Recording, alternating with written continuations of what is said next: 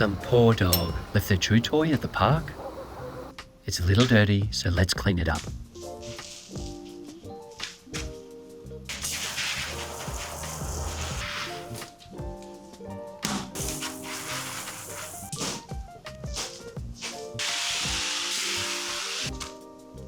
I'm using a detergent sheet from Lucent Globe.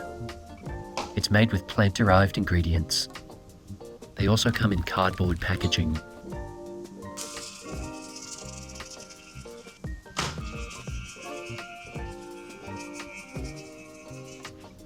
But as you can see, it still creates a lot of suds and busts through dirt.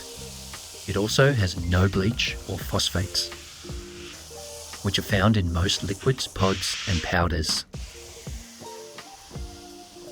making it safer for the dog.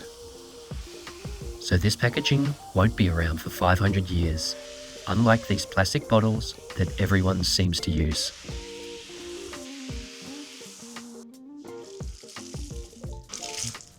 Check out how good this turned out. Now that I think about it, I don't think I'll return this to the owner. I'll let my dog have it.